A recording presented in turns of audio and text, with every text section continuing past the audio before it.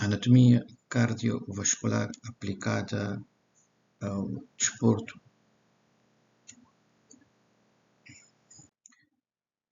Sou médico otorrino, mestre em saúde pública com doutoramento em morfologia, professor associado de anatomia, membro do Comitê de Ética da Faculdade de Medicina e ex-diretor da Faculdade de Medicina. Aqui pode encontrar os links nas redes sociais.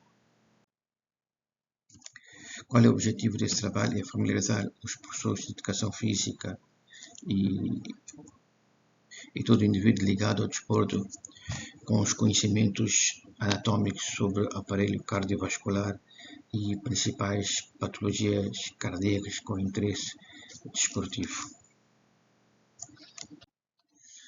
Qual é a relação entre a anatomia cardiovascular e o desporto?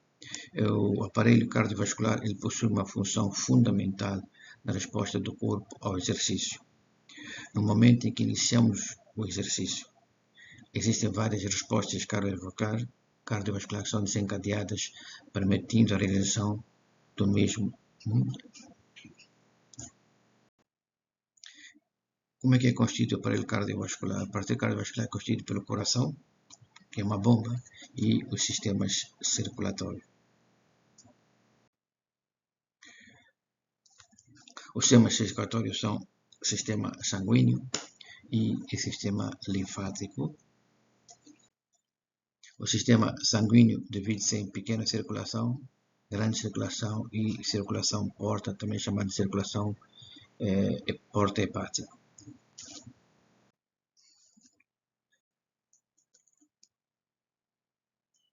Sistema porta.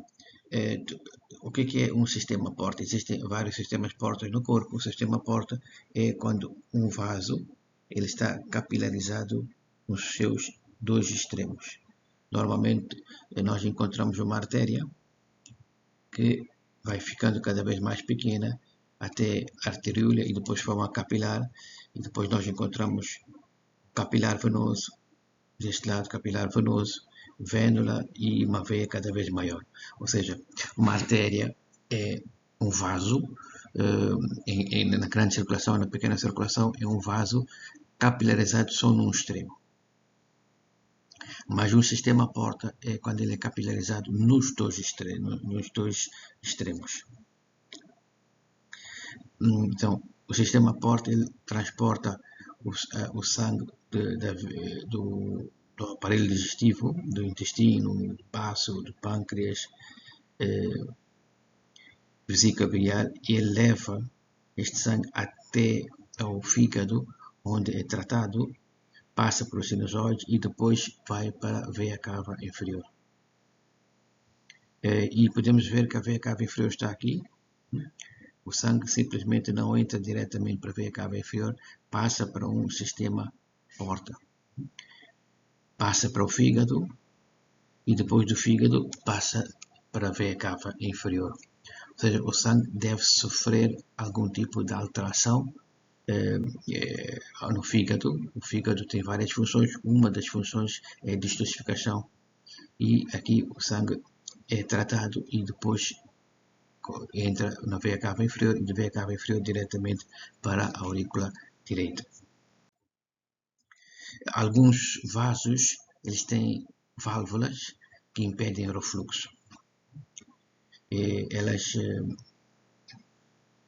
impedem o refluxo para as veias de cabeça e dos membros, sobretudo quando a pressão do abdômen está aumentada. Em que situação nós temos pressão aumentada? Na situação de defecação, ou durante a expiração. E a maioria desses vasos estão ausentes no tronco. E elas não existem, a maioria dessas válvulas estão ausentes no tronco e nas veias do tronco, e elas também não existem próximas ao coração. Aqui nós vemos uma válvula que está aqui numa veia, e aqui não aparece a válvula. O que é a anastomose? A anastomose é a união entre dois vasos. Pode ser entre as artérias, pode ser entre a artéria e veias. Neste caso nós vemos aqui essa arteríola, como dizia, uma artéria grande vai diminuindo até ficar uma arteríola, depois dá a capilar arterial. Capilar arterial une-se com capilar venoso, e capilar venoso depois forma vênula, e vênula veia. Este é normal. Este forma um capilar sanguíneo é normal, mas pode aparecer. Então, anastomose é quando existe comunicação entre dois vasos, pode ser entre artéria e artéria, ou entre artéria e veia, que é nesse caso que estamos a ver aqui, entre uma arteríola e uma vênula, estamos a ver uma anastomose.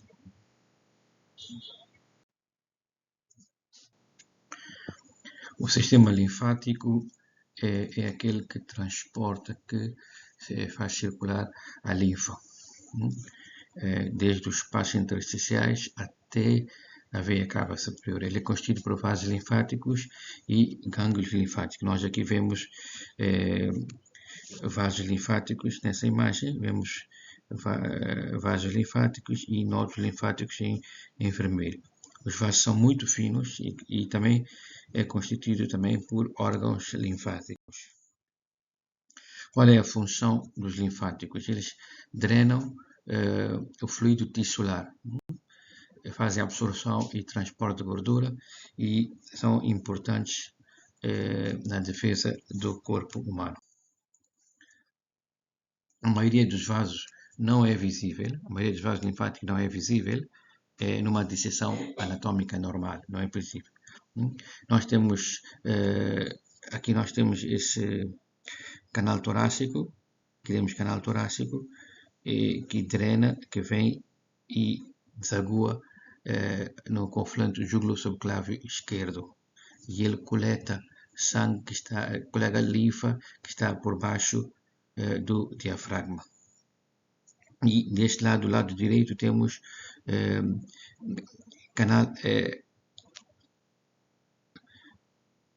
temos grande veia linfática que drena linfa que está por cima do diafragma até o conflante júgulo-subclávio direito. Aqui nós conseguimos ver, temos a veia braquiocefálica esquerda, veia braquiocefálica direita, que juntos formam a veia cava inferior. Aqui nós temos veia jugular, e nós vemos aqui o canal torácico a entrar no confluente, nessa união entre jugular e subclávio, chamado confluente júgulo-subclávio. Nós temos aqui o canal torácico à esquerda e grande veia linfática à direita.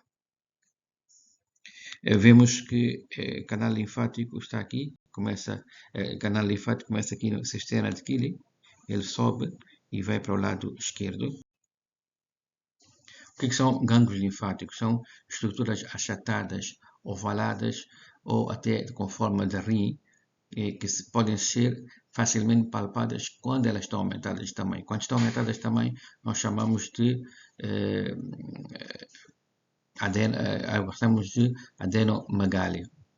Elas podem estar aumentadas de tamanho quando estão infiltradas por células inflamatórias infecciosas, ou também quando estão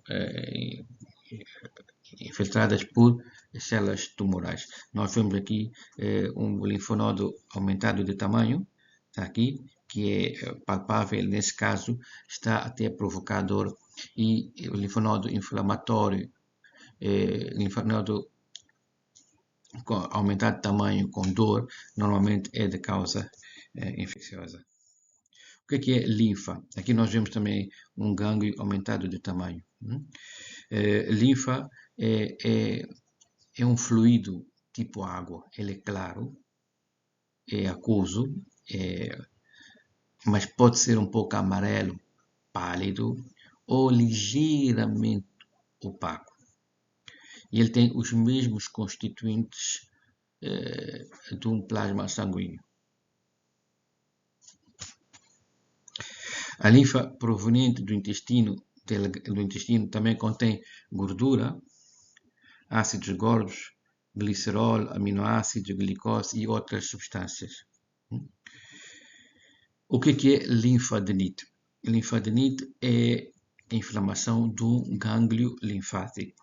Linfadenite é inflamação de um gânglio linfático, enquanto que linfangite seria inflamação do vaso linfático, todo o vaso linfático com quando há um bloqueio ao nível dos vasos linfáticos, há retenção de líquidos e consequente linfedema. Nessa imagem nós vemos, na primeira imagem, nós vemos os vasos linfáticos. No membro inferior esquerdo vê-se os vasos linfáticos, mas também vemos que o membro está edemaciado. Vemos que temos aqui o fluxo interrompido, e esse gânglio está aumentado, tem o fluxo interrompido e depois cria-se o linfedema, e aqui vemos num estadio bastante avançado do membro inferior direito, bastante edemaciado.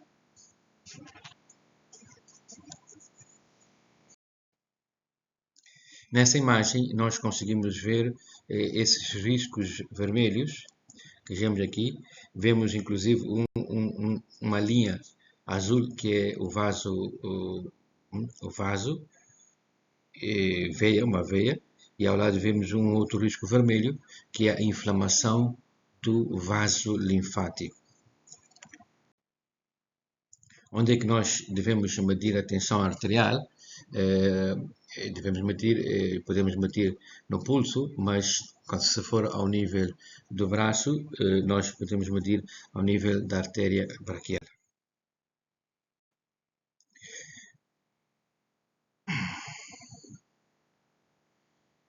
William Harvey foi quem descobriu a circulação, mas já antes disso, um outro cientista já tinha feito essa descoberta 300 anos antes, mas William Harvey veio confirmar essa descoberta da circulação. Antes pensava-se que o sangue estava parado, mas depois ele descobriu que havia um coração que impulsionava o movimento sanguíneo. O coração, a palavra coração vem de cardia, e significa cor, cardis.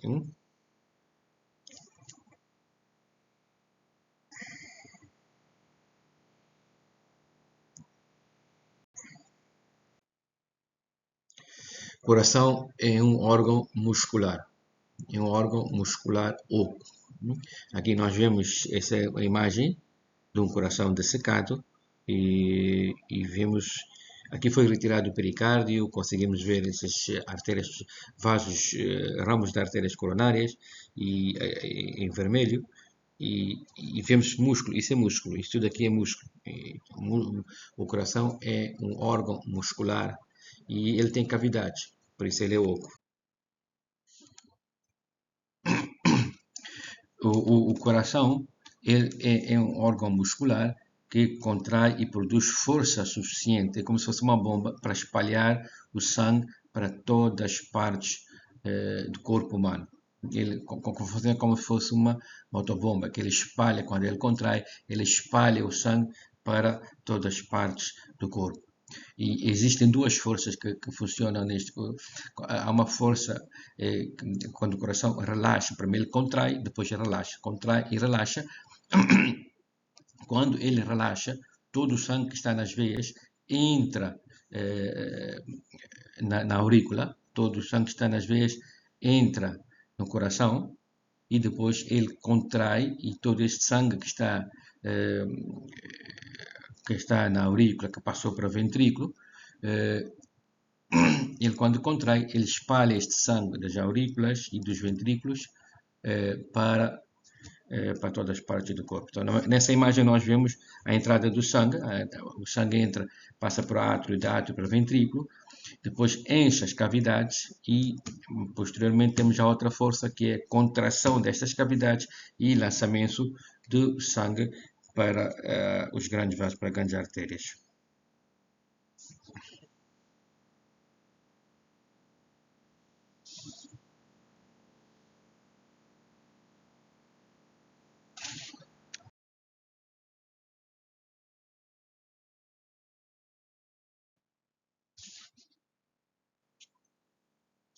A pequena circulação entre o coração e os pulmões. Ela tem a função de oxigenar. Ela leva CO2 para o pulmão e de lá recebe oxigênio. Então, essa a função é purificar o sangue que está cheio de dióxido de carbono. Então, essa é a função da pequena circulação.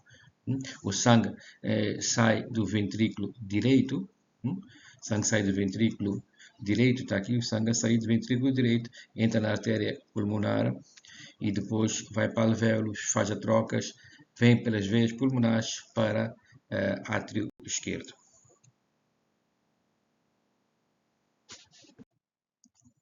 A grande circulação é feita entre o coração e todas as partes do corpo. O objetivo desta grande circulação é levar oxigênio que vem do ar, do meio ambiente, para todas as células do corpo e também levar glicose que vem da alimentação, da comida que nós comemos, vem a glicose. Essa é a grande circulação.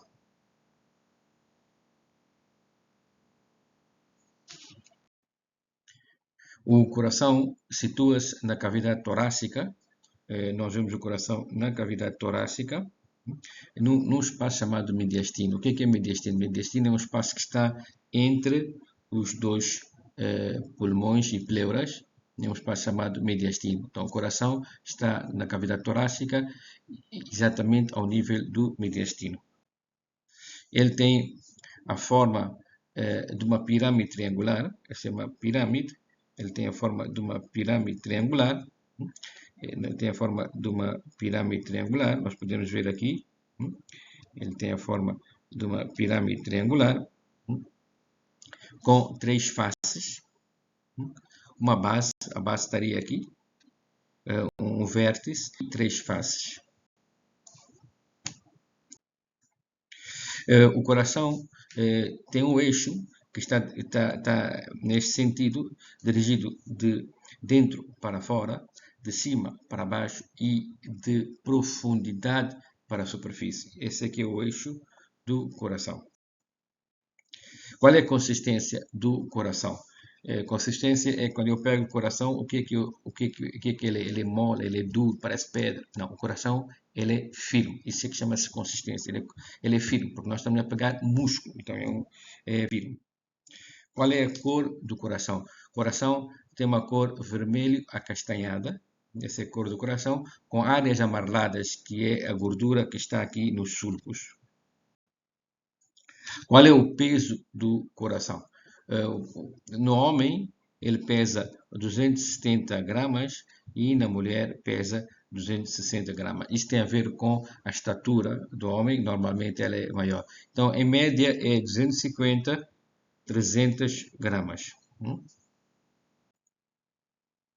O tamanho do coração. Para nós termos ideia de como é que é o tamanho do coração, é nós fecharmos a nossa mão, e ela nos vai dar a ideia do tamanho. Este é o tamanho do meu coração. Este é o tamanho do coração dessa jovem. Então, o punho fechado, mão fechada da pessoa é o tamanho do seu coração. Nós vimos que o coração tem três faces. Esta aqui é a face anterior, ou também chamada externo-costal. Esta é a face que tem a ver com o externo e com as costelas. Aqui estaria externo e aqui estariam as costelas. Então, nós temos três faces. Uma face anterior, uma face esquerda, uma face inferior.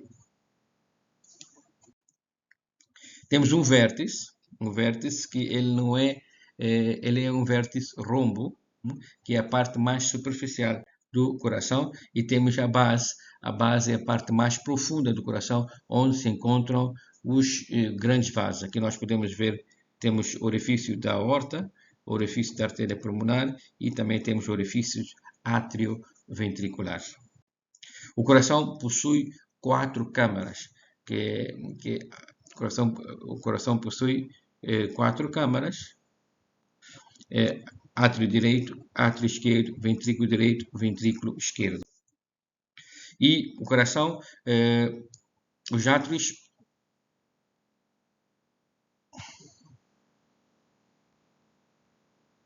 nós vemos aqui que temos entre os átrios temos o septo interarterial, entre os ventrículos temos o septo interventricular e aqui deste lado temos o septo atrioventricular. Vamos ver aqui septo atrioventricular, este aqui septo interventricular, mais ou menos estaria aqui a este nível. E os sulcos os septos estão por dentro, os sulcos estão por fora. Aqui nós temos o sulco atrioventricular, este aqui é sulco interventricular anterior. E temos outros sulcos que nós vamos encontrar por trás. Temos o sulco atrioventricular, dos dois lados, direito e esquerdo, e sulco interventricular anterior e continua para trás com o sulco interventricular posterior. Orifícios que nós encontramos aqui, nós estamos a ver a base do coração. Esta é a base do coração. Nós temos aqui, este é o orifício pulmonar, este aqui é o orifício aórtico, este aqui é orifício atrioventricular direito, este aqui é esquerdo, também chamado mitral, este é chamado tricúspide. Nós vemos aqui uma, duas, três válvulas, enquanto que aqui vemos uma, duas. Então, esse é bicúspide e tricúspide. Se nós olharmos bem, vemos que a aorta, que é a maior artéria do corpo humano, maior vaso do corpo humano, está bem escondido. A artéria pulmonar é muito grande, são a artéria pulmonar e a artéria aorta são os maiores vasos, mas entre os dois, a artéria aorta é maior e é mais importante e ela está mais protegida, está no meio do coração. Aqui nós vemos as quatro câmaras, aqui o coração foi cortado, foi feita uma disseção e levantou-se essa parte como se fosse um livro. Nós vemos aqui septo interventricular, aqui estaria mais ou menos septo interatrial e aqui septo atrioventricular. Também conseguimos ver, o que nós conseguimos ver mais aqui? Conseguimos ver as paredes dos ventrículos, elas são mais espessas que dos átrios, e também vemos que a parede do ventrículo esquerdo é mais espessa do que a parede do ventrículo direito. E aqui nós vemos um corte onde está a mostrar um ventrículo. Qual é esse ventrículo? Primeiro vamos ver, aqui nós temos este seio coronário, este é veia cava inferior, este é veia cava inferior, e nós estamos a ver aqui veias pulmonares. Estão aqui as veias pulmonares e aqui artérias pulmonares. E aqui nós vemos a aorta.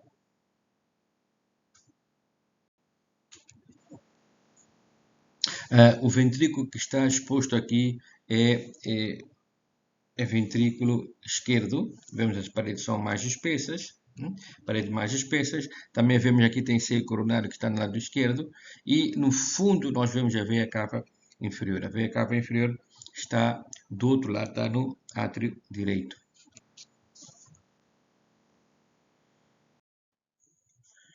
Nessa imagem nós vemos veia cava inferior, veia cava superior. Vemos aqui orifício atrioventricular direito. Este aqui é ventrículo direito. Esta aqui é artéria, tronco arterial pulmonar. Este aqui é artéria aorta. Aqui estaria o septo interventricular e aqui o ventrículo esquerdo.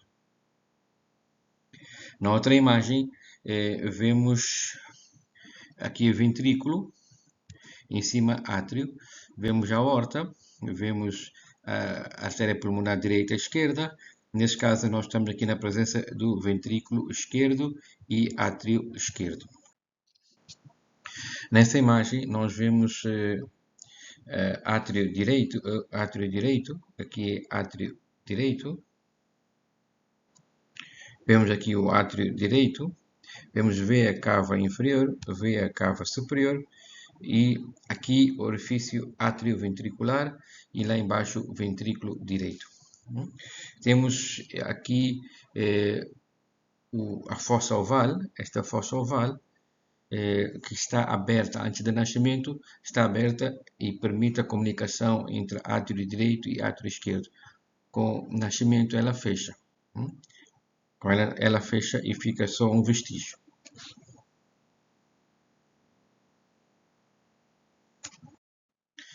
Como é que é feita a circulação sanguínea? O sangue chega das veias, da veia cava superior e da veia cava inferior, está aqui, entra no átrio direito, passa pelo orifício atrioventricular, entra no ventrículo direito, do ventrículo direito entra por tronco arterial pulmonar e divide-se aqui em artéria pulmonar direita, artéria pulmonar esquerda e vai fazer a pequena circulação.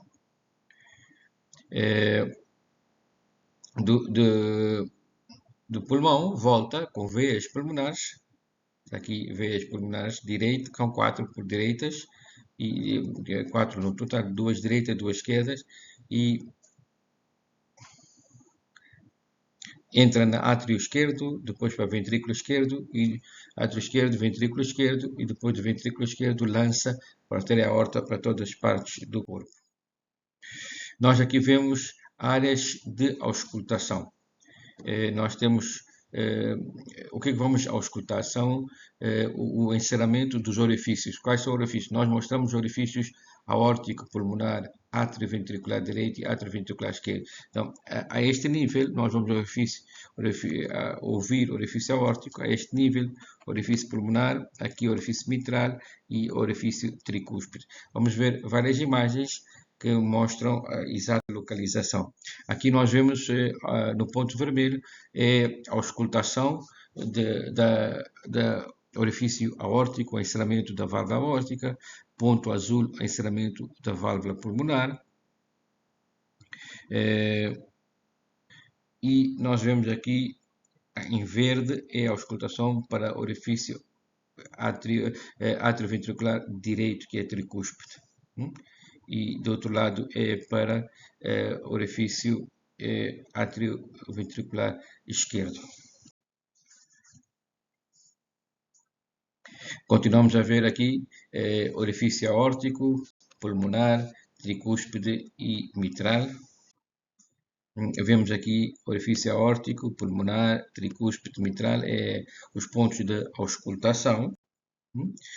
Aqui no esqueleto nós vemos a auscultação do orifício aórtico pulmonar, esses são orifícios arteriais, e depois tricúspide e mitral, que são orifícios atrioventricular. Aqui orifício aórtico, pulmonar, tricúspide e mitral. Aqui vemos de novo orifício aórtico, pulmonar, tricúspide e mitral.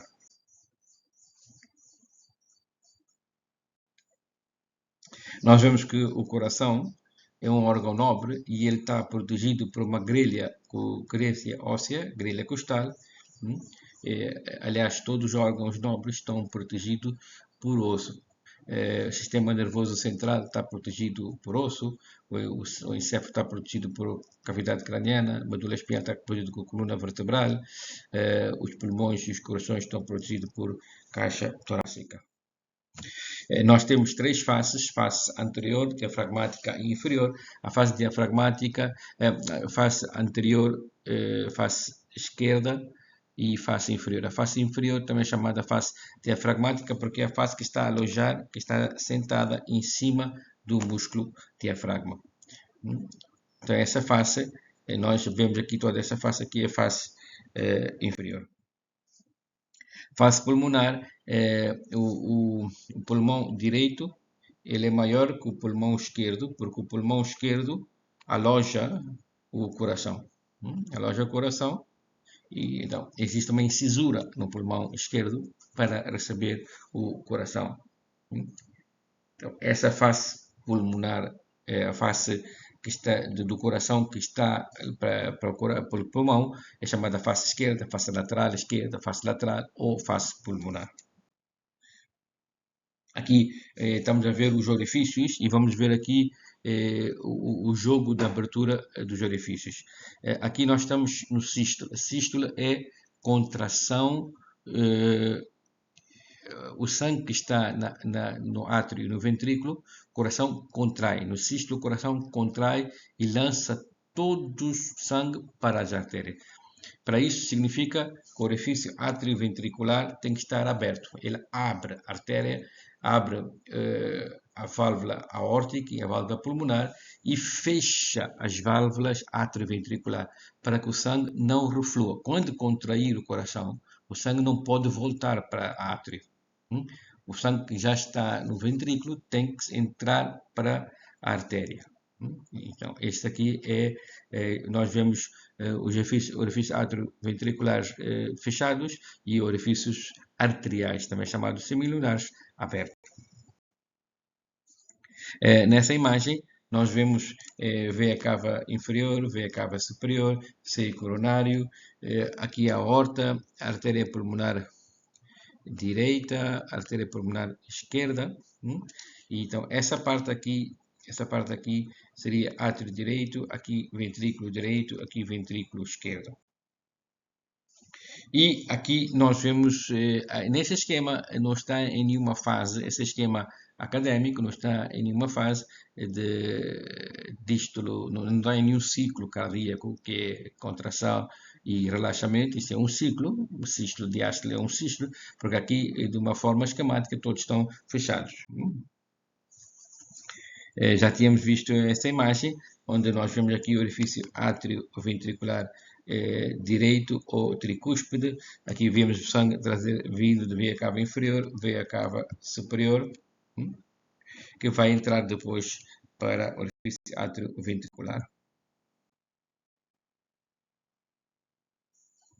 Aqui vemos o sangue que está em diástole, o coração em diástole.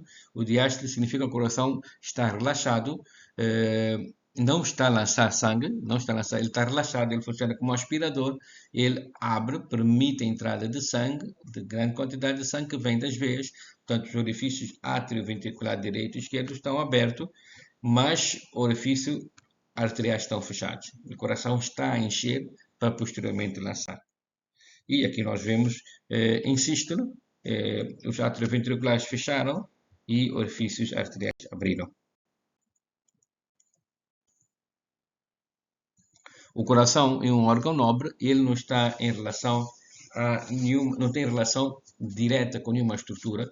Ele está revestido de pericárdio e, através do pericárdio, ele tem relação com o externo, com a costela e todas as outras demais estruturas. O que é sistema cardionetor? O coração é o único órgão que funciona sem parar. Até quando nós estamos a dormir, ele está a funcionar normalmente. O coração, todos os outros órgãos entram num ato de repouso, metabolismo basal, mas o coração continua a contrair. E é músculo. E se nós esse é um músculo particular chamado músculo cardíaco, que ele não sofre aumento por estar sempre a funcionar. Em condições normais, quando você faz muito exercício, aquela perna, aquela coxa ou aquele membro vai aumentar de tamanho por causa de muito exercício. No coração não acontece isso, porque o coração ele não pode aumentar de tamanho, porque se ele aumentar de tamanho, a cavidade que ele possui lá dentro vai diminuir de tamanho.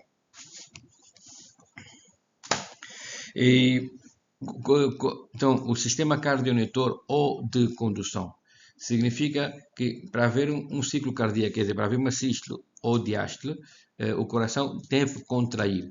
Mas para que haja contração,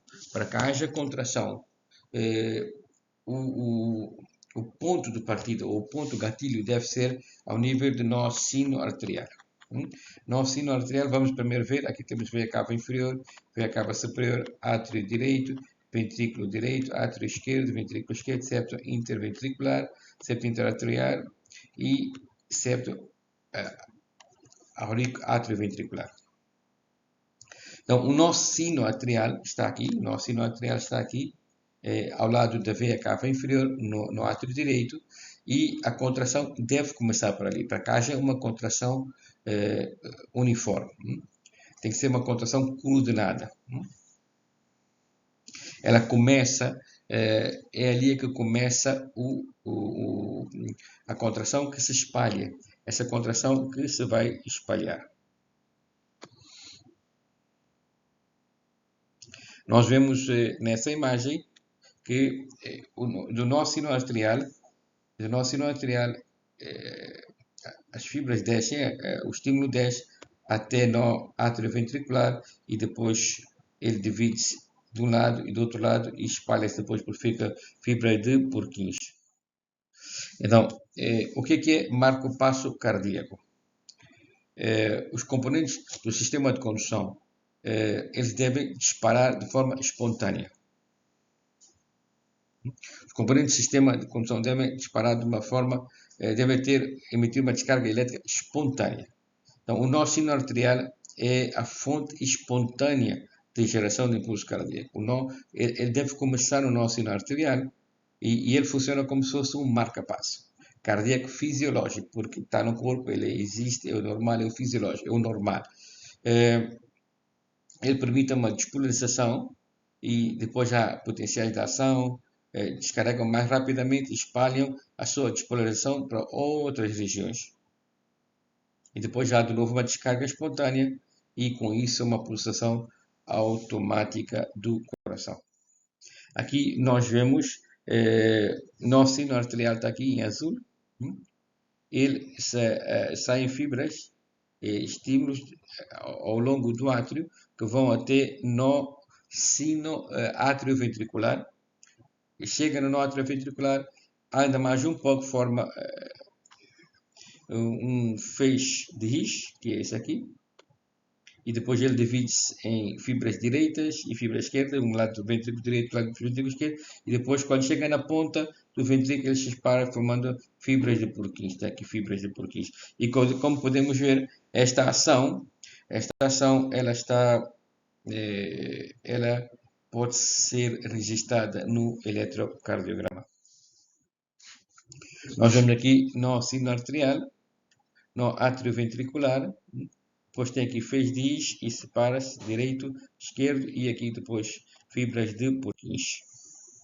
Aqui vemos novamente, esta é a imagem do eletrocardiograma. O eletrocardiograma, nós temos onda P, Q, R, S, T, U, todo esse padrão P, Q, R, S, T, U, ela repete-se. O eletrocardiograma vai mostrar a mesma imagem de repetição ao longo de todo o gráfico. E o que significa P, o que significa Q? É só olharmos para a imagem, nós vamos ver quando no sino arterial, quando o estímulo está ao nível do nosso arterial, está aqui, depois ele passa pelos átrios, ao longo da parede do átrio, vai até no átrio ventricular, no átrio ventricular está aqui a este nível, podemos ver, e depois ele passa por um pequeno feixe, um feixe de Risch, aqui feixe de Risch, até depois separar-se em direita e esquerda.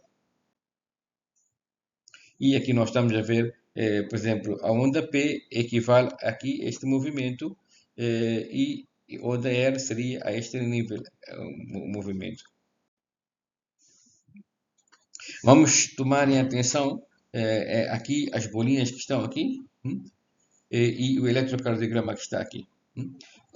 As bolinhas estão no nosso sino arterial. Elas vai começar ali a descarga elétrica.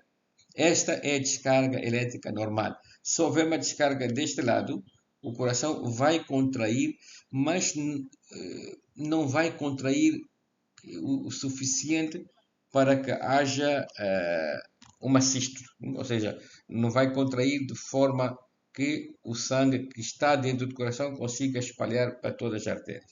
Ele vai contrair de forma descoordenada, não regular, e isso não vai permitir o lançamento com sucesso do sangue para os vasos. Vamos tomar em atenção, agora vemos as bolas e vamos ver, aqui nós no eletrocardiograma, nós estamos a ver a onda P, Q, R, S. Vamos começar? Está aqui, Estão a ver? Ela que espalhou-se, está a passar por parede do átrio, já está no átrio, átrio ventricular. Vemos aqui a formar a onda P. Vamos continuar. Ela despolariza no átrio ventricular, continua, já está no feixe direito e esquerdo, passou por feixe DIS, e nós estamos a ver aqui a bolinha e depois a espalhar por fibras de Purkinje. E por fim, nós vemos que todo o coração teve uma estimulação coordenada e fez o gráfico, formou o gráfico.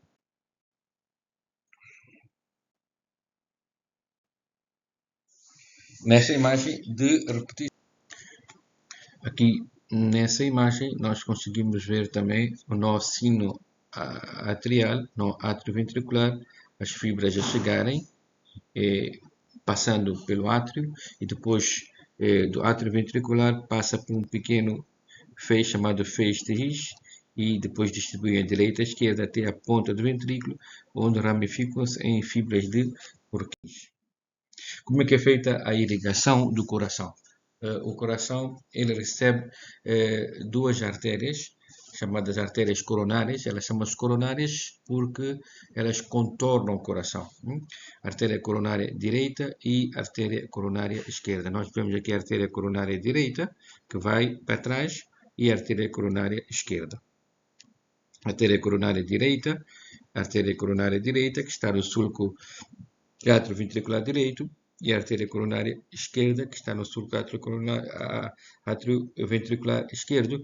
A artéria coronária direita vai para trás, e a artéria coronária esquerda dá uns 1 centímetro mais ou menos no trajeto e bifurca-se em artéria interventricular anterior, e essa que vai para trás chama-se artéria circunflexa. A drenagem venosa, nós vemos aqui veia cardíaca média, veia cardíaca, e depois aqui o veia cardíaca maior, está aí. E aqui nós vemos veia, essa veia que ascende aqui. A inervação é através do nervo vago. Nessa imagem, o que é que nós vemos no raio-x tórax? No raio-x tórax, nós vemos que o coração está branco e o pulmão é preto, porque o pulmão tem ar, e quando o coração tem líquido. Dentro do coração tem sangue, dentro do pulmão tem ar. Então, o pulmão é preto no raio-x, o coração é branco no raio-x. E aqui ainda vemos câmara gástrica, que nos ajuda a mostrar que lado está. Nessa imagem, nós vemos que, na primeira imagem, nós vemos que o coração, um vaso que vai para o coração, por exemplo, este vaso que está aqui, que seria a artéria interventricular anterior, ela está obstruída. Vejam a parede como está. Está entupido, o coração, os vasos estão entupidos, e coloca-se um tubo, passa-se um tubo que está fechado, e esse tubo, nós vemos que esse tubo fino que passa pela vaso que está ocluído, e depois esse tubo é insuflado e ele aumenta, tem um balão lá dentro, ele aumenta e consegue alargar o vaso que está entupido, e depois coloca-se uma prótese para que fique lá e mantenha o vaso de forma a não colapsar. Aqui nós vemos o que é um ciclo cardíaco. Nós vemos que o ciclo cardíaco é o conjunto de sístole mais diástole. Então, vamos ver aqui o que é que acontece exatamente. Começa com aquilo, onda P, que nós já tínhamos visto, começa aqui no sino arterial, espalha-se até no átrio ventricular, depois fez de His, depois lado direito, lado esquerdo, pública por Purkinje, e espalha-se assim. Então, nós aqui vemos a entrada do sangue, quando o coração está relaxado, para o átrio, do átrio para o ventrículo. Então, aqui nós temos diástole, e depois quando o sangue já está nos ventrículos, é lançado para todas as partes. Nós estamos aqui a falar de sístole.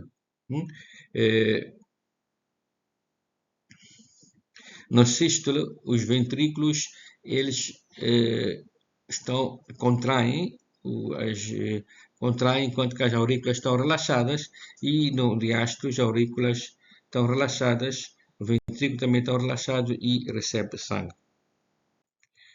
Nós temos aqui fase do ciclo cardíaco, temos um sístole auricular, está aqui sístole auricular, que é a contração da aurícula. A seguir temos sístole ventricular, e nós vamos vendo embaixo a formação da onda do eletrocardiograma.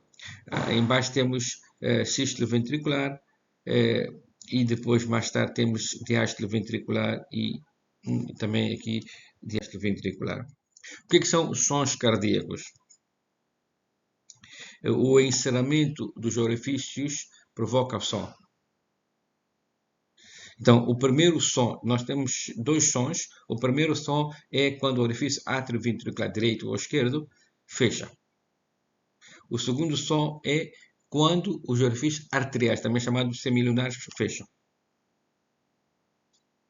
Então, esses são orifícios semilunares, a artéria da aorta e da artéria pulmonar. Quando eles fecham, provocam o segundo som. O que é estenose? Nós estamos a ver aqui uma válvula normal, mas aqui na outra válvula nós vemos que ela está doente, está estreitada.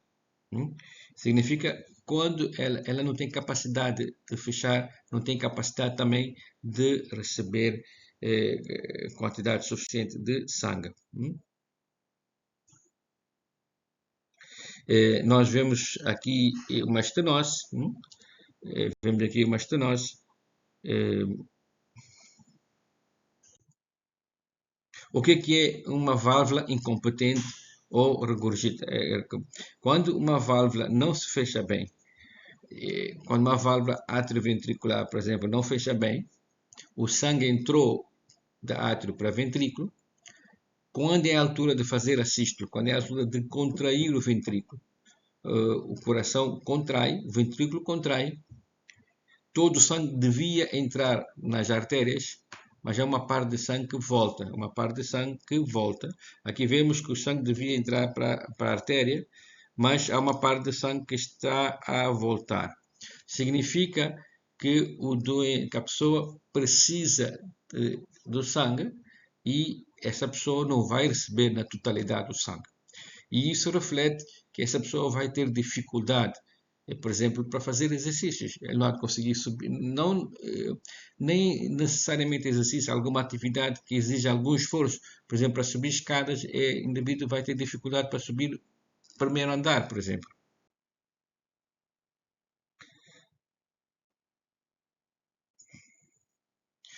O sistema de condução ele pode ter algum defeito. Se houver uma falha na condução, nós vimos que começa nó sinoatrial, nó atrioventricular, fez de is, fez de banda direita, banda esquerda e fibra por quis.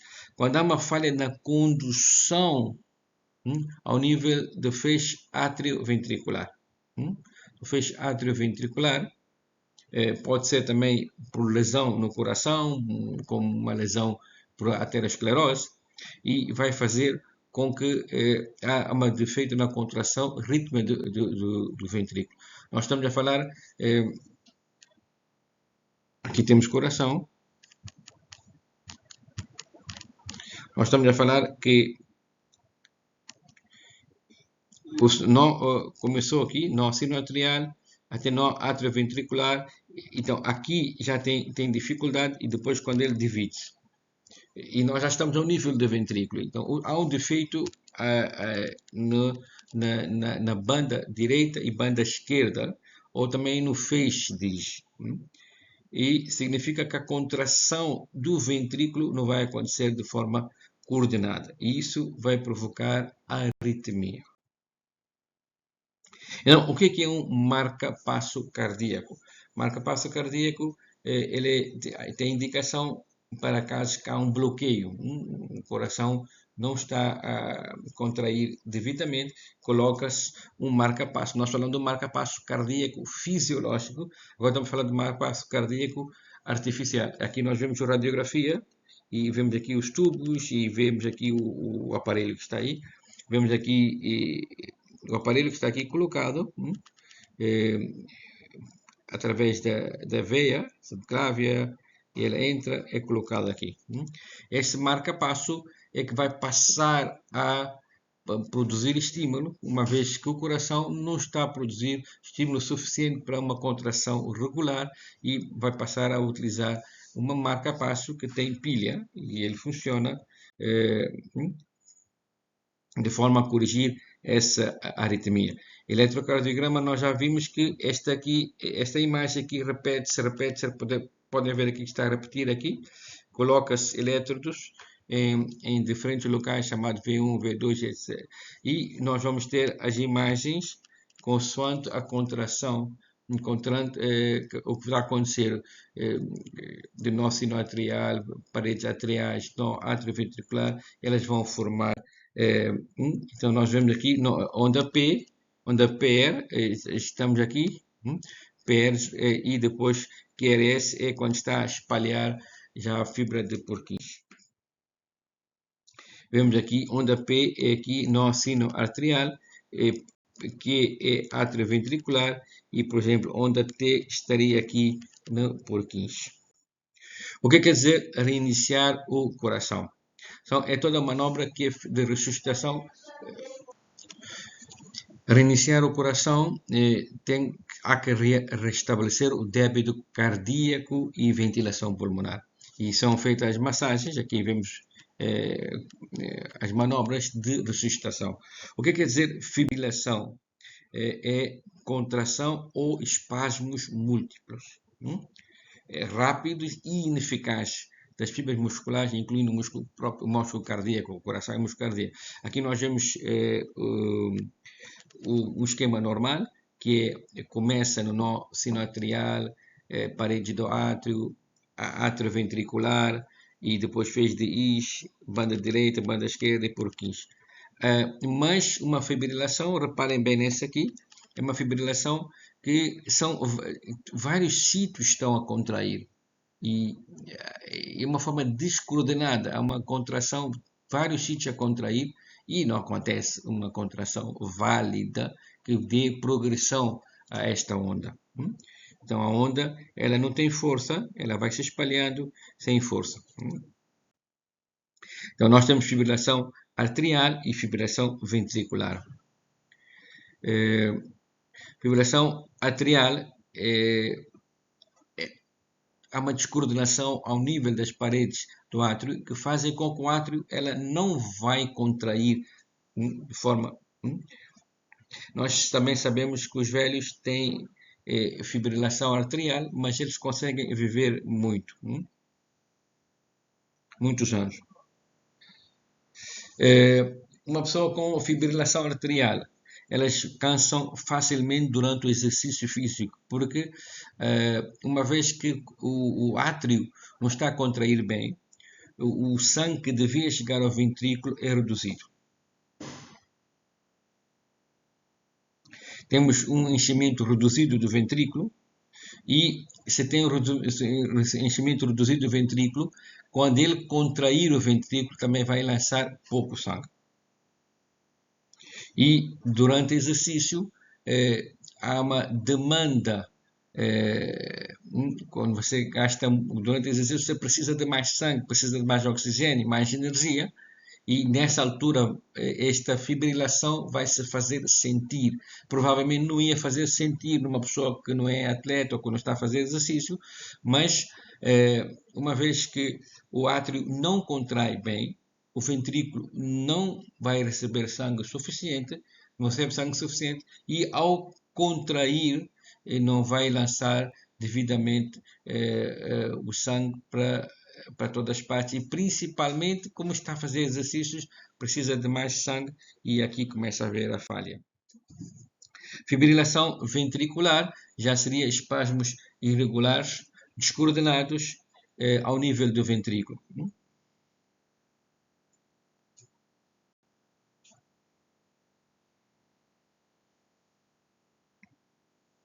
Ela é a arritmia mais desorganizada de todas, em relação ao ventrículo, ela é mais perigosa e quando há a desfibrilação ao nível do ventrículo, e ela pode ser fatal. O que é desfibrilador cardíaco? É a aplicação de um choque elétrico no coração, um choque elétrico para o coração e alguns segundos depois começa a bater de uma forma mais normalizada. Então, aplica-se um choque ao nível do coração que está em paragem ou não está a funcionar devidamente e de forma que logo depois da descarga elétrica que ele recebe, alguns segundos depois ele reinicia de uma forma mais normal. Quando nós falamos de embolia pulmonar, o que é embolia pulmonar? É a presença de um coágulo, por exemplo, no vaso, ou também pode ser um ar no vaso. Nós vemos aqui átrio direito, ventrículo direito, artéria pulmonar, direita, esquerda e está cheio de coágulos. Então, se nós temos o átrio direito, as paredes são mais esponjosas e isso torna ela mais propensa a formar trombos, que também vão provocar fibrilação arterial e essa fibrilação vai provocar uma embolia. Nós vemos um vaso está entupido, aqui temos uma veia que tem válvula, ela está entupida e depois vai lançar este êmbolo do sangue que vai a algum sítio e este êmbolo ele vai percorrer a circulação até um vaso que seja mais reduzido e é ali onde ele vai obstruir. O que quer dizer dominância cardíaca? Nós falamos que o coração tinha artéria coronária direita, artéria coronária esquerda.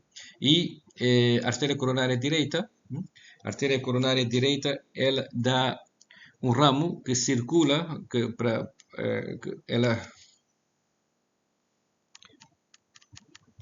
nós vemos aqui, a artéria coronária direita vai assim, no sulco atrioventricular direito, e ela depois deve virar e vai para a face posterior. A artéria coronária esquerda, ela dá um pequeno ramo, logo a seguir divide-se em artéria interventricular anterior e essa é a artéria circunflexa. O que quer dizer dominância cardíaca? Dominância cardíaca significa que é aquela artéria que chega até o crus cordis. O que é crus cordis? Na face posterior do coração. Na face posterior do coração, que já vamos ver aqui. Na face posterior do coração, aqui seria face posterior do coração. Na face posterior do coração, nós temos aqui artéria coronária direita, está a chegar aqui. Artéria coronária direita, chegou a artéria coronária direita. E estamos a ver a artéria coronária esquerda também aqui. A artéria que atingir este ponto aqui, chamada crus cordis, a artéria que atingir e ultrapassar essa zona é chamada artéria dominante.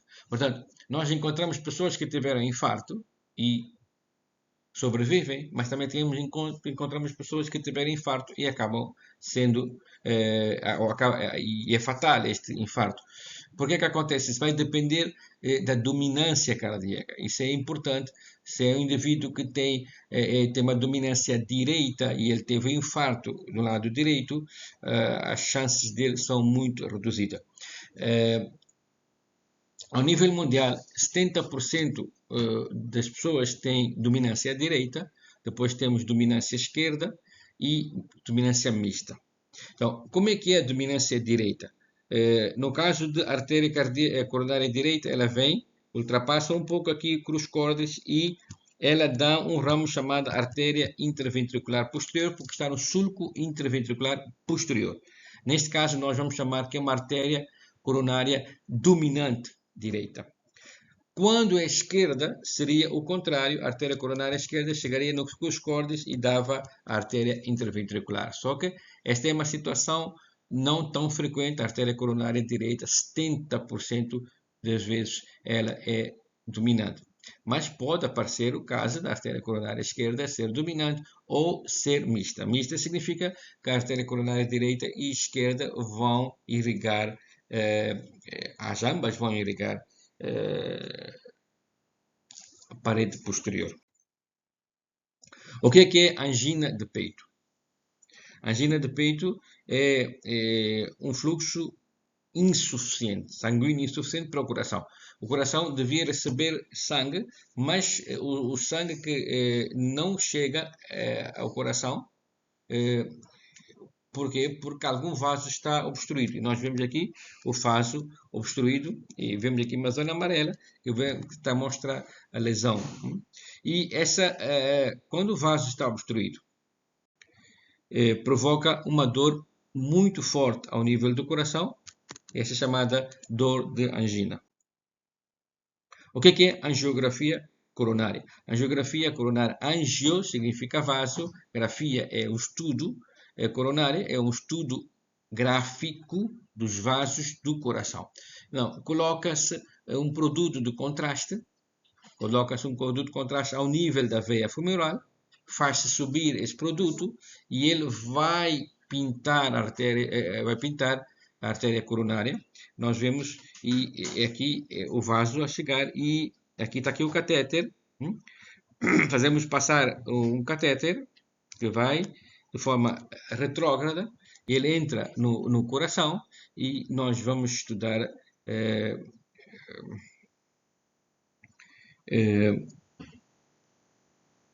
o calibre, o tamanho e a permeabilização das artérias coronárias. Angioplastia é fazer plastia, que já tínhamos mostrado essa imagem no início, é retirar pequenos bloqueios, utilizando um stent ou um balão que está aqui. Temos um obstáculo, o obstáculo está aqui em amarelo, na artéria. Coloca-se um pequeno stent e depois insufla-se esse stent e coloca-se mais tarde. Aqui tem um balão, insuflou o balão e quando já está insuflado, você retira o balão e fica aquela rede que está aí. Bypass coronário. O que quer dizer? Alguém fez uma cirurgia de bypass. Cirurgia que significa que, por exemplo, aqui a artéria interventricular anterior. A artéria interventricular anterior está obstruída. E nós vamos buscar sangue diretamente do ramo da artéria. Da aorta, por exemplo, aqui temos a aorta, aqui temos a artéria coronária, artéria tronco arterial pulmonar, artéria tronco arterial braquiocefálico, a artéria carótida primitiva esquerda e subclávia. Então, vamos buscar diretamente subclávia, fazemos aqui uma ponte que vai passar a obstrução. Esse bypass é passar a obstrução. Dor cardíaca. Dor cardíaca é uma dor isquémica, significa isquemia é falta de oxigênio. Quando há uma falta de oxigênio para o músculo, ela provoca muita dor. E isso aqui é causado por uma obstrução incompleta de uma artéria coronária. Uma obstrução incompleta de uma artéria coronária provoca uma dor muito forte chamada dor cardíaca. Quais são as principais causas de morte súbita em atleta? A morte súbita em atleta é um evento negativo muito dramático para a comunidade dos atletas. É um problema sério e também uma das razões deste tema. Quais são as principais causas de morte súbita em atleta? Num atleta com menos de 35 anos e com mais de 35 anos. Temos aqui nessa tabela, vemos com mais de 35 anos, normalmente é uma doença coronária, algum problema ao nível da artéria coronária. Mas, quando é mais jovem, menos de 35 anos, normalmente é uma cardiomiopatia hipertensiva. Hipertrófica. Significa que as paredes do músculo cardíaco elas estão aumentadas. A cardiomiopatia hipertrófica é a condição mais frequente.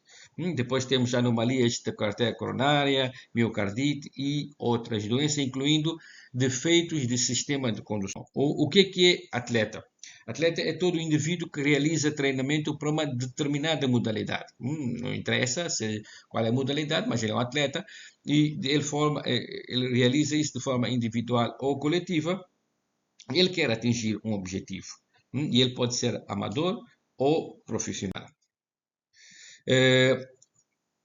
Quais são as recomendações da Sociedade Europeia de Cardiologia e o Comitê Olímpico Internacional?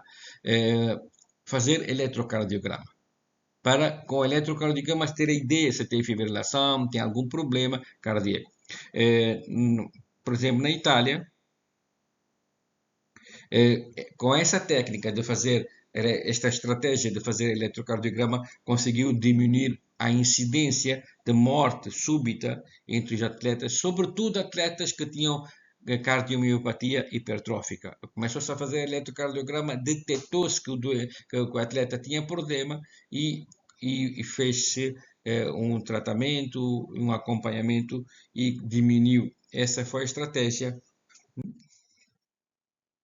Qual é a avaliação pré-participação? Antes de entrar no evento, num atleta que não é cardíaco, não tem problema cardíaco.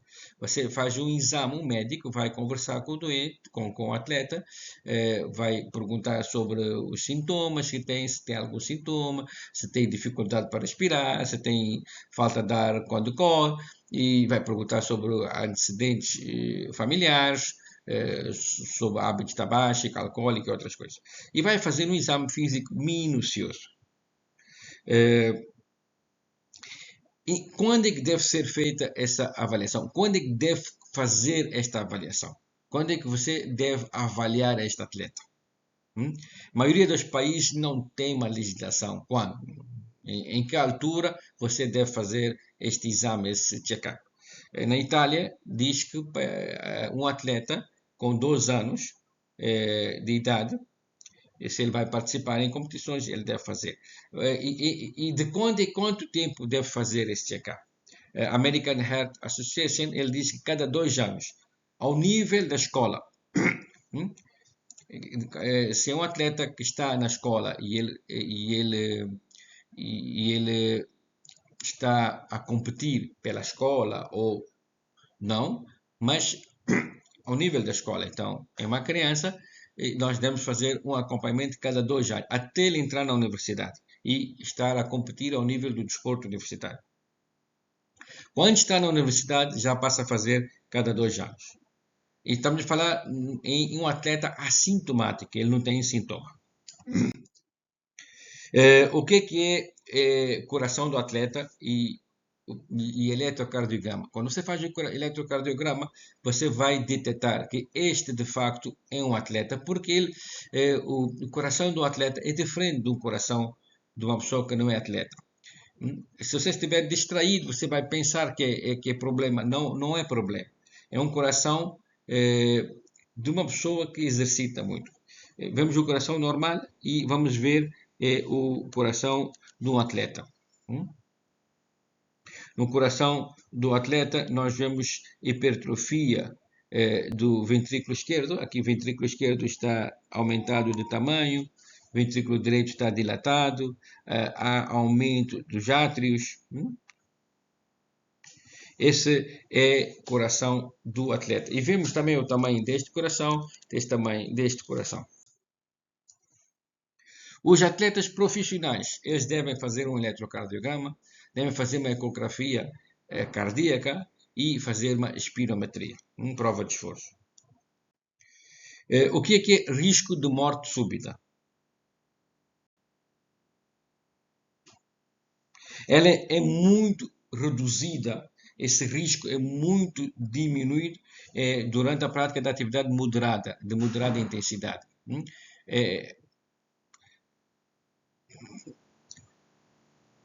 Mas aumenta transitoriamente durante os esforços intensos. Quando a pessoa está a fazer muito esforço, pode aumentar este risco de morte súbita, sobretudo em pessoas com patologia coronária, como aterosclerose, ou também pessoas que têm uma patologia latente, ou também aqueles sedentários, que são aqueles que só jogam o fim de semana. Os jogadores sedentários, que são aqueles que jogam fim de semana. Então, um exercício moderado não tem muito risco, mas se ele fizer um exercício de grande intensidade, o risco de morte é grande, sobretudo naquele jogador de fim de semana, que só joga ao domingo e ao sábado, se ele tiver patologia cardíaca. E nós vemos que o coração do atleta é diferente do coração do indivíduo que não é atleta. Ele tem maior musculatura. O que é síndrome do coração do atleta?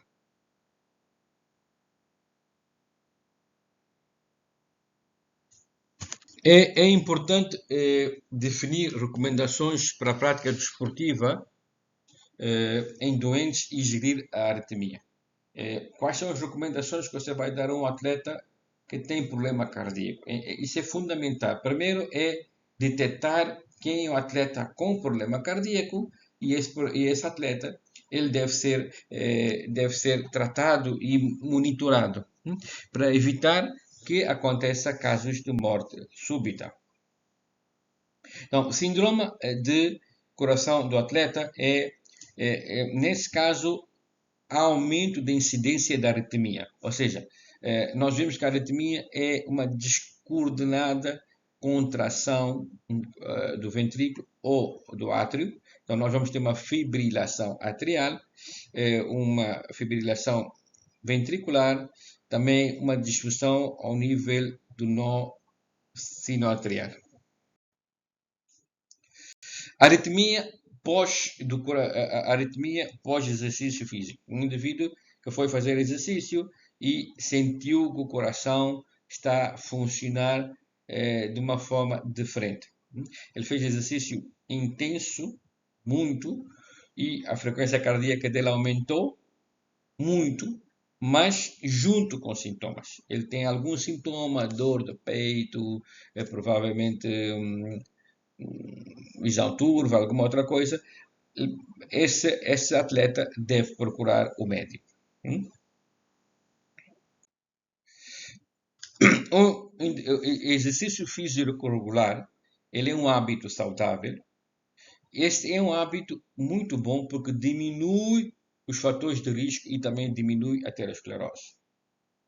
Mas aumenta o risco da arritmia ventricular e aumenta o risco de morte súbita em pessoas que têm problema cardíaco prévio.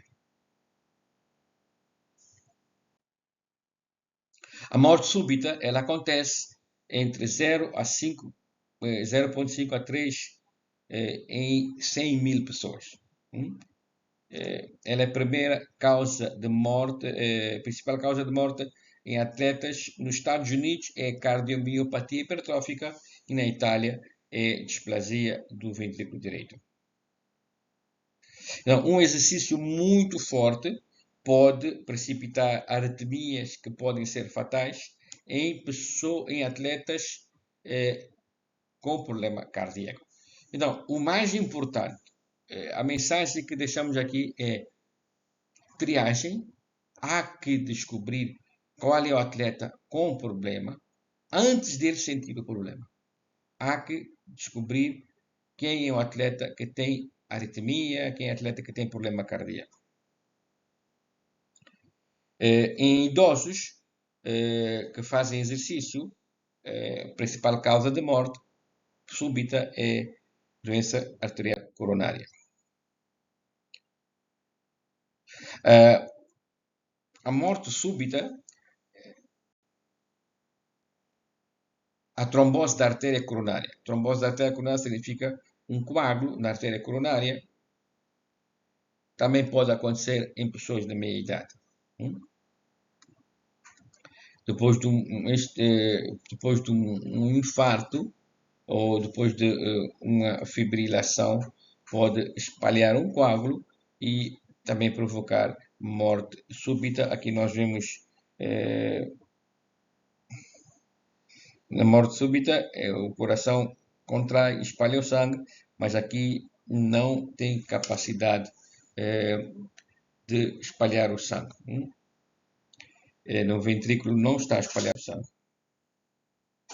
A morte súbita em atletas aparece sobretudo em pessoas que têm cardiomiopatia hipertrófica. O que é cardiomiopatia hipertrófica? Vejam esse coração. Esse coração praticamente deixou de ser oco, tem as paredes muito espessadas. Tem paredes muito espessadas. Se a parede é muito espessada, significa que entra pouco sangue. Se entra pouco sangue, ela, quando contrai, ela lança aquele pouco sangue. Além de mais, um coração muito espessado, ele perdeu aquela capacidade de contração normal e a contração é mais lenta. E quando precisa de sangue sai pouco, entra pouco sangue nos vasos. E quando está em exercício, precisa de muito, há uma demanda de sangue, ele precisa de muito sangue, precisa de muito oxigênio, e aí ali vai falhar, e ali vai dar problema. Não, uma taquicardia ventricular, que é aumento do batimento cardíaco ao nível do ventrículo, é comum em pessoas com cardiomiopatia hipertrófica.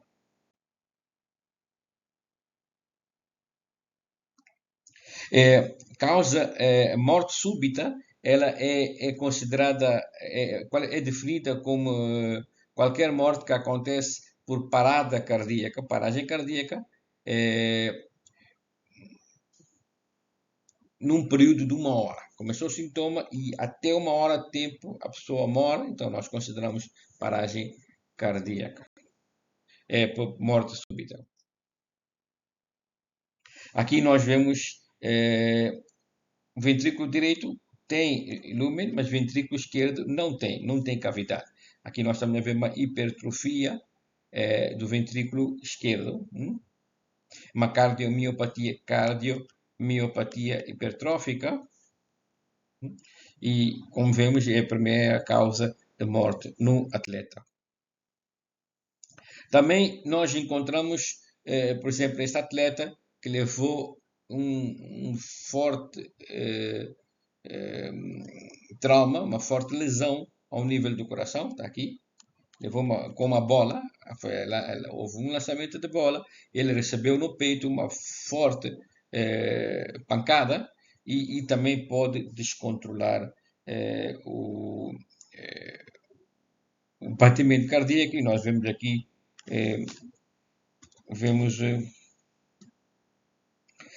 impulsos em azul anómalos. Impulsos anómalos que também vão fazer uma contração do ventrículo esquerdo, do ventrículo de forma anómala. Aqui nós vemos, aqui é um estudo, nós temos distribuição das causas cardiovasculares da morte súbita em 1435 jovens atletas nos Estados Unidos. Foi feito quais são as causas de morte súbita em 1400 atletas. Vemos que a maior parte deles é hipertrofia miocardíaca. A seguir é problema coronário. Nesse outro estudo, qual é a causa de morte súbita e paragem cardíaca súbita e morte? Também vemos que é cardiomiopatia hipertrófica e hipertrofia do ventrículo.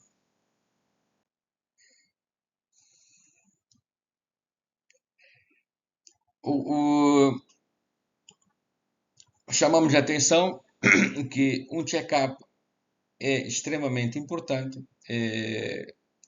Check-up é feito quando a pessoa não tem sintoma, procura o médico para ver se está tudo bem. É fundamental.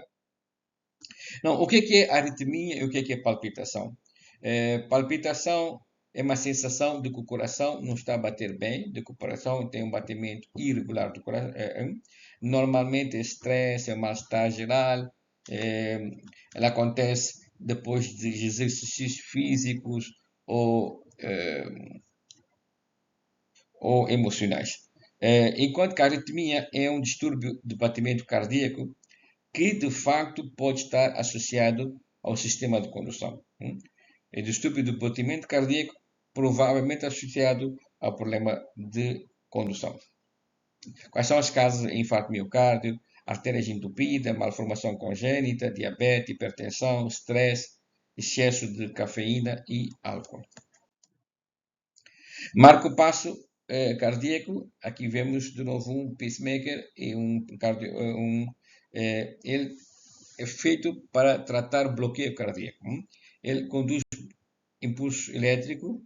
Esses impulsos vão começar, vai até o ventrículo e vai fazer contração ao nível do ventrículo de uma forma regular e coordenada. Vemos que marca-passo ele é constituído por um gerador, tem elétrodos e tem pilha. E na radiografia é possível ver um marca-passo. Se há uma paragem cardíaca, há que fazer uma massagem cardíaca externa ou fechada. Não se vai abrir o coração para fazer massagem, ao menos que ele esteja na sala de operações. E quando você faz massagem, vai aumentar a pressão intratorácica e que vai forçar o sangue que está no coração. Você comprime, mas na verdade está a fazer o trabalho do coração, que é de contração. Você comprime o coração lança o sangue para os vasos e assim estamos a tentar iniciar o coração, estamos a tentar restabelecer o débito cardíaco e a ventilação pulmonar.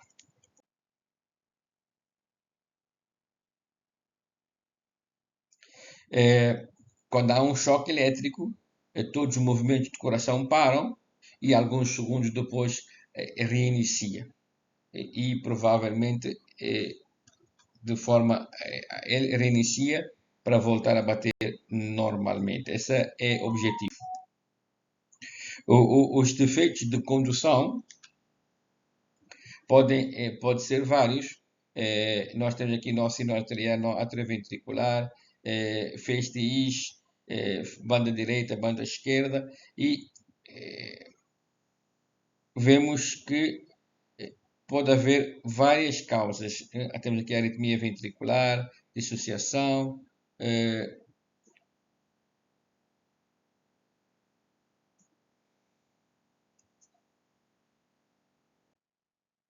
a aterosclerose é uma lesão muito comum, que é deposição de fibrose e calcificação ao nível das artérias. Então, vai entupir a artéria aqui. Esse é um estudo feito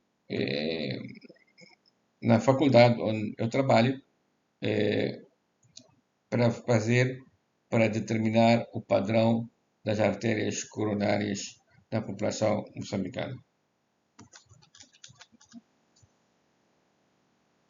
Muito obrigado pela atenção. Boa noite.